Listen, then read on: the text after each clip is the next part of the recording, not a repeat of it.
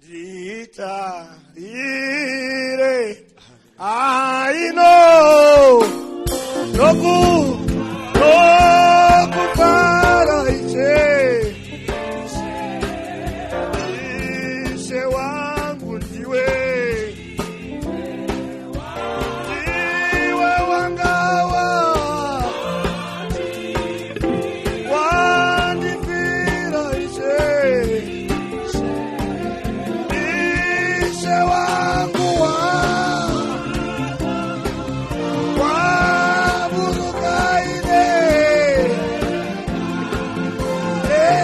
engarako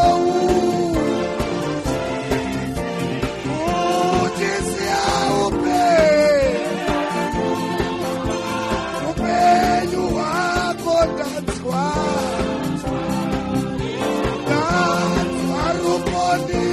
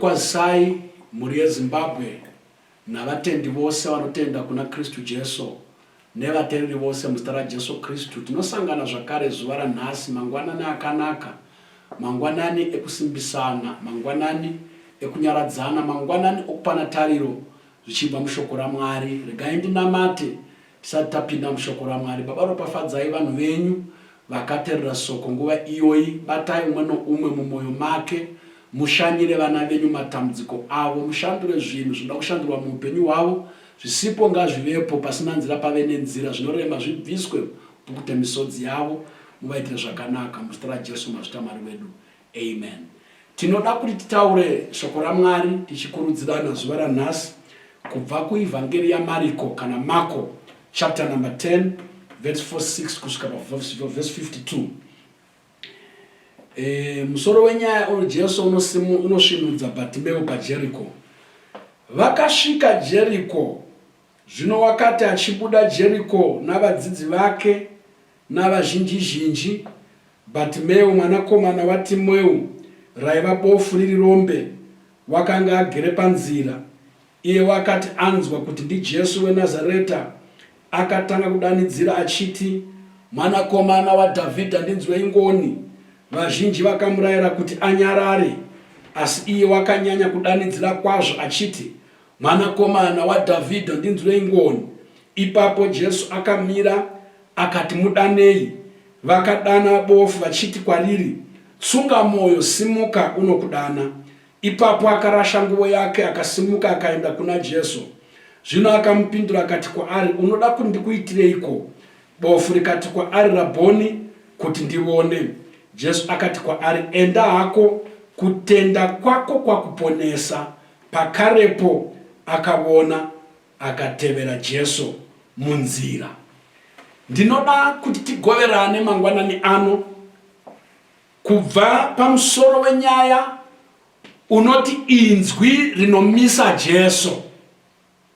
Inzwi rinomisa Jesu. The voice that stops Jesus. Nguva zhinji patinenge chinamata, tikasaona kushanduka kwezvinhu kana kuitika kwezvinhu zvatakumbira, mhinduro ichita se inononoka, tinosvika patinoora moyo toti Mwari haasi kuda kutipindura, toti Mwari akatitsamwira. Ndinoda kukurudzira umwe munhu nhasi kuti kana watanga nyaya yokunamata iyi, watanga nyaya yokudaidza Jesu, rega kuora moyo, rega kuneta. Kunyange zvikaita sezvanonoka, zvikaita senge haasi kukuona, haasi kukunzwa, kunonoka kwake hakusi kuramba. His delay is not a denial. Toda kutaura pamusoro pe voice rinomisa Jesu, the voice that stops Jesus. Inzwi rinomisa Jesu, inzwi rinokwezva Jesu, rinokweva Jesu, the voice that draws the attention of Jesus. Izwi rinoti kana radaidza Jesu unomira zvaanenge achiita, wotarisana newe. Tine nziyo yatinoimba muhymn inoti, Ishe nditarirei nokufara, nditarirei nokufara. Kana wadana Jesu wokutarira, kana wadana Jesu oita pay attention kwauri, ndiyo nyaya yanoda kutaura nezvayo zuva ranhasi. Pataverenga paverse 46 panoti, Jesu wakasvika muguta rinonzi Jeriko. Jeriko, kana tikaziva parakatangira kutaurwa, iguta rakanga rakatukwa naMwari pamazuva aJoshua. Joshua paakapinda munyika yeKenani, unonzi destroyer, uparadze guta reJeriko, pane shoko rinoti, uchavaka guta iri, ucharivaka neropa romwana wake, agoripedza neropa romwana wake. Zvireva kuti anoteya nheyo dzeguta iri mwana wake aifa, paanopedza kurivaka mwana wake achifa, umwe mwana wechipiri. Saka vakavaka guta reJeriko, vakasangana nematambudziko ayo, nekuti rakanga riri guta rakatukwa. Guta reJeriko iguta ratinoverenga pamusoro pevanhu vasina kumira zvakanaka. Tinonzwa nezvana Rakabi akanga ari chifeve, waibva muguta reJeriko. Tinonzwa neZakeu, Zakeu yaive mbavha, ari muteresi, aibira vanhu mari yavo nepfuma yavo, murume waigara muguta irori, guta reJeriko.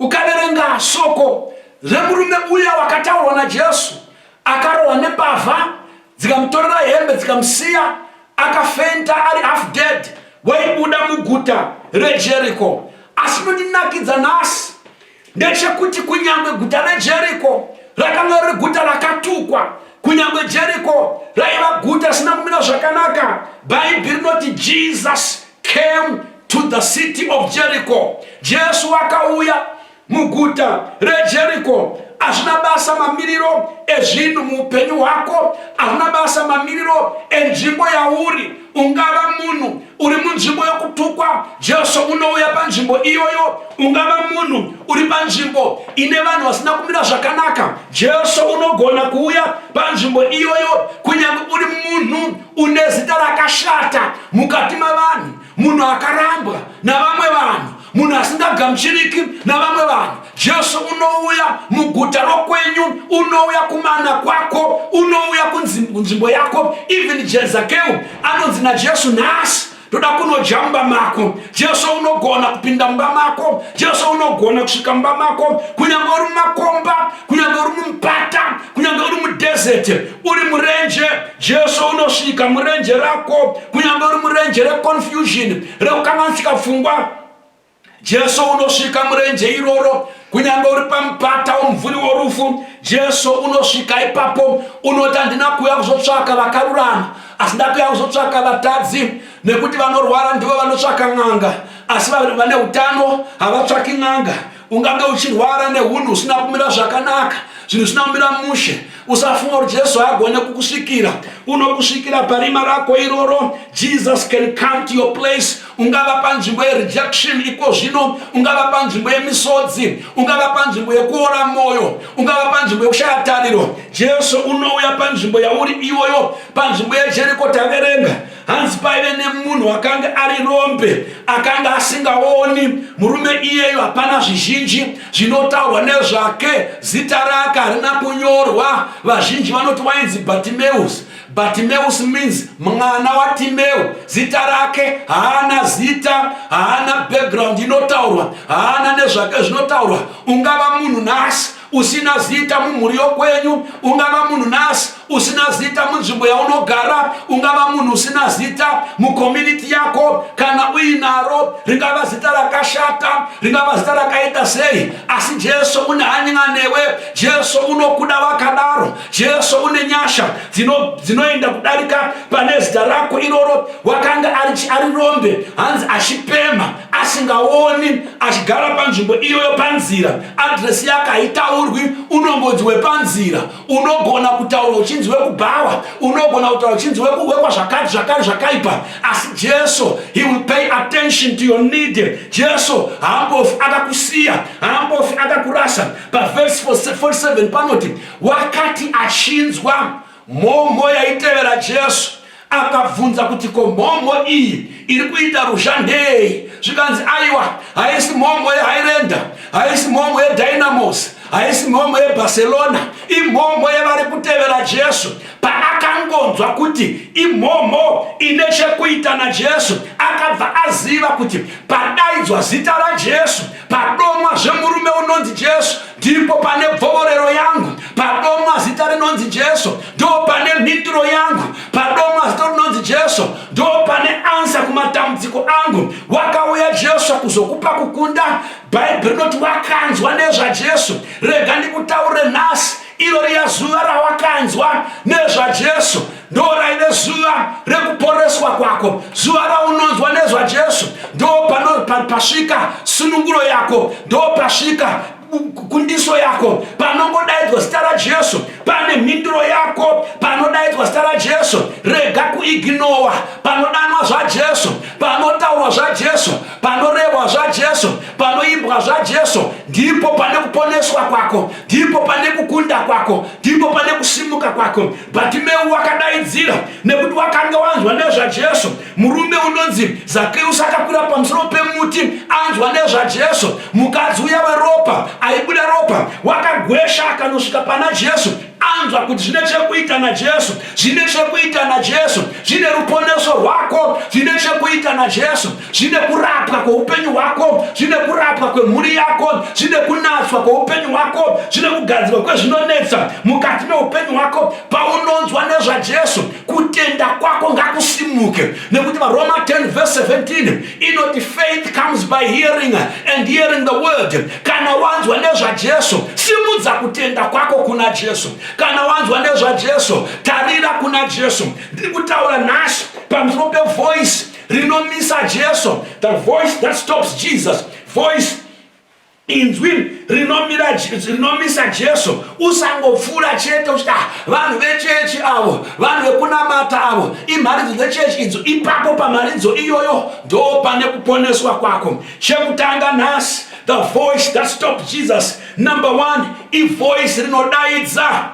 Tinoimba nziyo inoti ndinomudana, ndomudana Mwari wangu, ndomudana, ndomudana Mwari wangu, voice rinodana, inzwi rinodaidza Jesu, ndiro inzwi rinodraw attention ya Jesu, inzwi rinomisa Jesu, inzwi rinodana.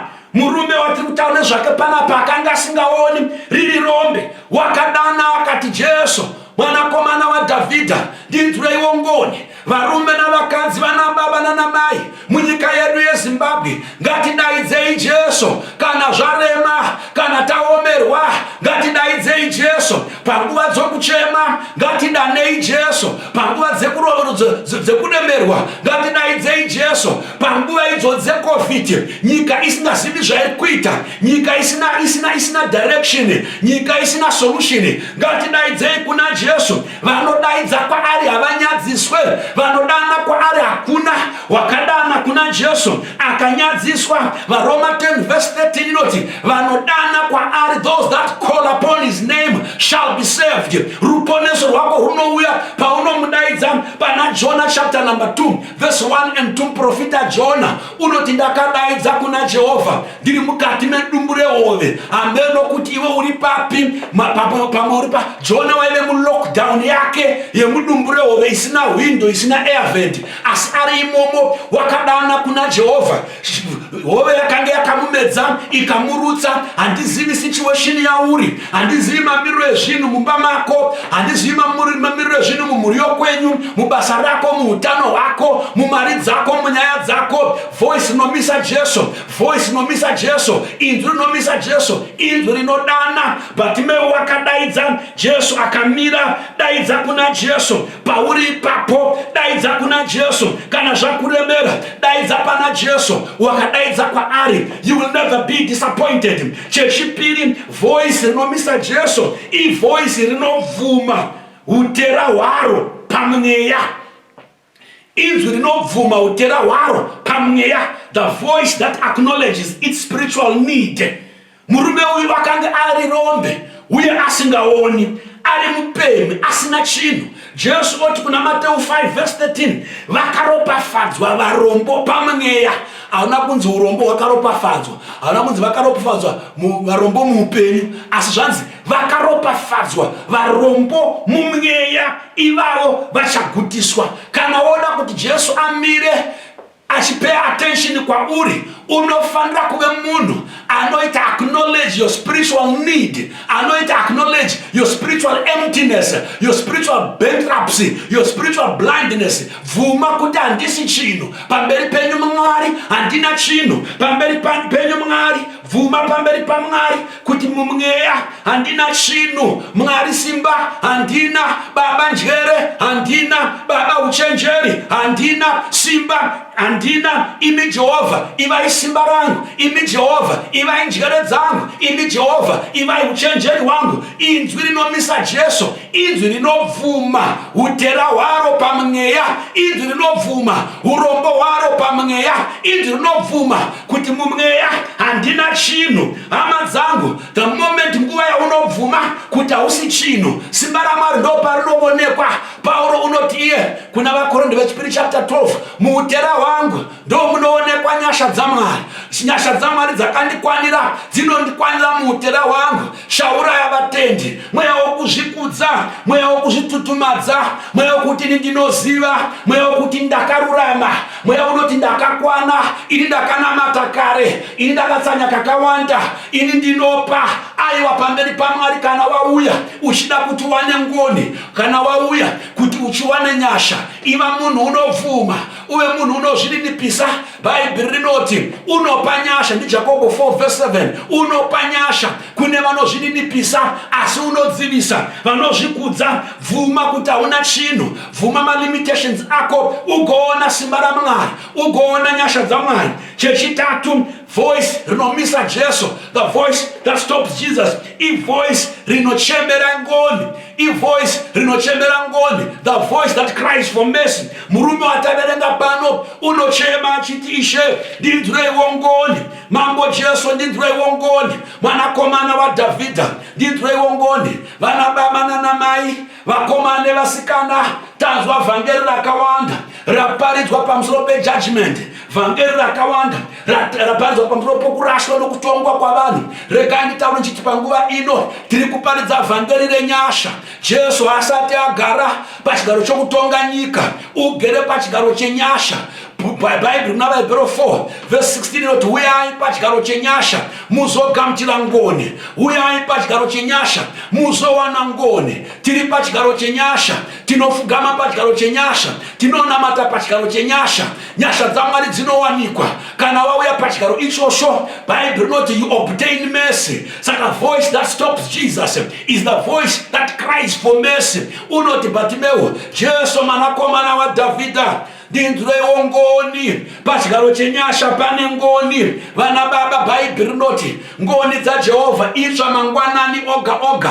Wakaona zvinhu zvakuremera, warwadziswa, wachemedzwa, waomerwa, watambudzwa, wasvika pakaoma, wakangovata hope chete, uchimuka mangwanani, kanganwa zvazuro, nekuti mangwanani ega ega ane ngoni itsva. Bible rinoti ngoni dzaJehovha itsva mangwanani ega ega, itsva mangwanani ega ega. Kana zvakakuwira, zvakakusiya uri mupenyu, Mwari uchiri nenyasha newe, ngoni dzaMwari dzichipo. Kunyange wakakundikana zuro, wakamuka mangwanani, gamuchira ngoni mangwanani. Kunyange wakakonewa nezuro, nhasi muka ugamuchire ngoni. Ngoni itsva mangwanani oga oga. Murume unonzi Bartimeo unodana achiti, Jesu mwanakomana wa Davhidha, ndinzwirewo ngoni. Vana vaMwari tinoda ngoni. We need mercy for our businesses, we need mercy for our nation, we need mercy for our children.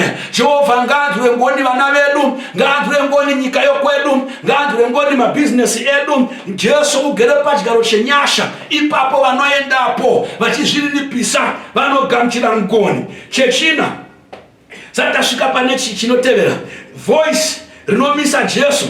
Yes, ndechechina, voice rinomisa Jesu, inzwi rinomisa Jesu, inzwi rinodana kunyange paine vadzivisi, inzwi rinodana kunyange paine vadzivisi. Bible rinoti paakatanga kudanidzira achiti, Jesu mwanakomana wa Davhidha, ndinzwirewo ngoni, vanhu vaivepo ipapo vakatanga kumunyaradza, vakati, nyarara, uri kunyaudza Ishe, nyarara, uri kuitira Jesu mhuruzha. Bible rinoti pavakaramba vachimunyaradza ndo paakadaidzira, the more vachimunyaradza iye ndo paanoti, Jesu mwanakomana wa Davhidha, ndinzwirewo ngoni. Iwe kana uine nzara, rega kunyaradzwa nevakaguta. Kana iwe une dambudziko, rega kunyaradzwa nevagere zvakanaka. Iwe kana zvakakuomera, rega kunyaradzwa nevanazvo. Hakuna unoziva dambudziko romumwe, iwe ndiwe unoziva dambudziko rako, ndiwe unoziva mamiriro ezvinhu muupenyu hwako, ndiwe unoziva misodzi yako, ndiwe unoziva zvekumba kwako. Rega kutevedzera zvevamwe. Pavanokunyaradza, iwe daidzira. Pavanokudzivisa, iwe daidzira. Usamira kudaidzira. Unoziva muchechi mukunamata kune vaya vakanamata kare, kune vaya vakutangira kunamata, vanonzi kana vataura zvavataura ndo zvinoitwa. Vanoexpressa maopinion, dzimwe nguva maopinion avo anoodza mwoyo yavamwe. Vanoti takanamata kare, takambozviita izvo. Iwe rega kuvateerera. Pavatokudzivisa, daidzira zvakanyanya. Mapisarema 23 inoti unondigadzirira tafura pamberi pevadzivisi vangu. Kana wangoona vadzivisi, ibva waziva kuti pane tafura pedyo newe, pane zvakanaka. Vana vanotaura vachiti anomakwa ndeane bhora. Wakaona waakumakwa, waakunyaradzwa nyaradzwa, waakudziviswa dziviswa, ndo pane breakthrough yako, ndo pane bvovorero rako. The more vachikunyaradza, iwe daidzira. Kunyange nhamo ikada kunyaradza, iwe daidzira. Urwere ukada kunyaradza, iwe daidzira. Situation ikada kudaradza, iwe daidzira. COVID ikada kunyaradza, iwe daidzira. The voice that stops Jesus is that voice that calls. Kunyange paine opposition, kunyange paine vanokunyaradza, kunyange paine vadzivisi, daidzira chete. Kunyange vanhu vachitinyarara, Bible rinoti iro, Jesu ndobva amira. Jesu ndobva amira. Voice rake radraw attention ya Jesu. Voice rake ramisa Jesu. Voice rinodaidza, voice rinodaidza richitsvaka ngoni. Voice rinobvuma kuti handina chinhu, ramisa Jesu. Jesus is stopping. Inzwa unzwe, Jesu haana kumiswa na rabbi nemarabha uma. Jesu haana kumiswa nevaprista. Jesu haana kumiswa nevaprofita kana vadzidzi. Wakamiswa nemunhu ainzi rombe rakanga risingaoni. Newe unogona kudaidza, Jesu akamira. Unogona kudaidza, Jesu akakutarisa. Unogona kudaidza, Jesu akapa attention yake kwauri. Bhaibheri rinoti Jesu paakamira akati mudaidzei auye pano. Akati mudaidzei auye pano. Bhaibheri rinoti vaya vaimbomudzivisa vakamutitsunga moyo, Ishe unokudana. Hama dzangu vanhu havasine kutevedzerwa. The same people vaimudzivisa vachimunyaradza vaona Jesu amira ari kumudana, vakuda kuva part and parcel of his success. Kune vanhu munyika vanenge vachikuseka uchishupika, vachikuseka uchiita struggle, vachikuseka uchina chinhu. Kana zvinhu zvako zvakufamba, vanoda kuassociata newe vachiti tisu takamukurudzira, ndisi takamubatsira. Zvino varume vaimudzivisa ava vaimbomurambidza ndo vakutitsunga moyo. Ishe unokudaidza iwe, ramba kushingiswa nevaimbokurwisa. Vaudze kuti ndakashinga kudhara nekuti pana vanchidaidzira ini manga muchindinyaradza. Ndakashinga moyo pamanga muchindirwisa handina kunyarara. Ndakashinga moyo pamakandiseka ndakaramba ndichiverenga. Ndakashinga moyo pamakandiseka ndakaramba ndichishanda. Pamakandiseka ndakapfuurira pamberi. Zvino Bhaibheri rinoti wakabva arasa bhachi rake reurombe, bhachi rake raipfeka achipemha naro. Kana wouya kuna Jesu, you must throw away. Rasa mabhachi ako ekuzvikudza, rasa mabhachi ako eupenyu hwekare, zvinhu zvisina maturo zvirase. Nekuti kana munhu auya kuna Kristu Jesu unova chisipa chitsva, zvekare zvinopfuura. Haugone kuti ndinonamata Jesu, ndakatenda kwaari, uchine mararamiro netsika dzekare. Wakakanda bhachi rake riya rourombe kure, akamhanya achiuya kuna Jesu. Chechishanu, voice rinomisa Jesu. Chechitanhatu, voice rinomisa Jesu ivoice rinorevesa. Bhaibheri rinoti amira pamberi paJesu unobvunzwa, unonzi unoda kuti ndikuitirei? Unoti Ishe kuti ndione, Rabhoni kana kuti mudzidzisi kuti ndione. Haana kuita beat about the bush, akangonanga padambudziko rake, akangonanga panyaya yake, akataura zvaimunetsa. Voice rinomisa Jesu ivoice rinorevesa. Kana vauya kuna Jesu, rega kutaura mastori akawanda. Taura nyaya yako, pira kuna Jesu nyaya yako, udza Jesu dambudziko rako, udza Jesu chichemo chako. Murume unotaura chokwadi, unoti Ishe ndinoda kuti ndione. He was saying this very honestly. Voice rinorevesa. Chekupedzesera paverse 52, Jesu unoti iye kutenda kwako kwakuporesa. The voice that stopped Jesus is the voice that has faith. Voice rinotenda. Bhaibheri rinotiro kuna vaHebheru 11 paverse ya 6, pasina kutenda hazvibviri kufadza Mwari. Kana woda kunamata Jesu unonamata nokutenda. Kana woda kudaidza kuna Jesu unodaidza nokutenda. Kana wada kuuya kuna Jesu unouya nokutenda. The voice that stops Jesus is the voice that is full of faith. Without faith it is impossible to please God. Pasina kutenda hapana chaunogamuchira kubva kuna Mwari. Pasina kutenda hakuna kwaunoenda pana Mwari. Kurapwa kwako na Jesu kunouya nokutenda. Kukunda kwako na kundiswa kwako na Jesu kunouya nokutenda. Breakthrough yako inouya nokutenda. Chese chaunoda chinobva kuna Mwari chinouya nokutenda. Paulo unoti iyo hatifambi nokuona, tinofamba nokutenda. Hatisi vaye vekudzokera shure, tiri vekutenda. Tinopfuurira pamberi. Hama dzangu nyange zvarema, ramba uchitenda. Kunyange zvaoma, ramba uchitenda. Upenyu hukarwadza, ramba uchitenda. Usarasa kutenda. Nekuda kwezvakakukomberedza, usarasa kutenda. Nekuda kwavanokunyaradza, usarasa kutenda. Nekuda kwemamiriro ezvinhu panguva yatiri nhasi, ndo panodiwa varume navakadzi vokutenda. Maomero aita upenyu, it is your faith. Kutenda kwako kuchakupa kukunda,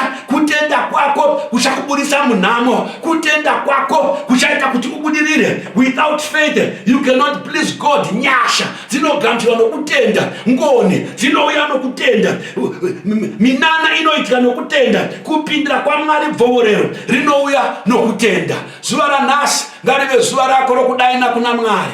Uwane attention. Jesu akute pay attention. Jesu amire akutarire nokufara, akutarire netsitsi. Unofanira kuva nevoice rinodana kuna Jesu, voice rinodana nokutenda, voice rinodana richirevesa, voice rinodana richiti ine Mwari handina chinhu. Uchibvuma utera hwako womweya uchichemera ngoni. Mwari ngaakunzwire ngoni. Mwari ngaanzwire Zimbabwe ngoni, ngaanzwire kereke ngoni, ngaanzwire vatendi ngoni, ngaanzwire vanhu vose ngoni. Upenyu hwedu usaramba wakadaro, zvinhu zvedu zvirege kuramba zvakadaro, nyika yedu irege kuramba yakadaro. Mwari ngaakukomborerei, aitire vana vako ngoni, aitire marriage yako ngoni, aitire business rako ngoni, zvaunobata namaoko zviitirwe ngoni, chese chako chiitirwe ngoni. Mwari ngaakunzwire ngoni. Hakuna wakanzwa ngoni zvinhu zvikaramba zvakadaro. Bartimeus wakabva ipapo akutoona. Jesu akati kutenda kwako kwakuporesa, kutenda kwako kwakuporesa. Bhaibheri rinoti akabva ashinura, akabva ipapo akatevera Jesu. Mwari ngaakurangarire akuitira zvakanaka. Mwari ngaatambanudze ruoko rwake pamusoro pako akuitire nyasha. Muzita raJesu, amen.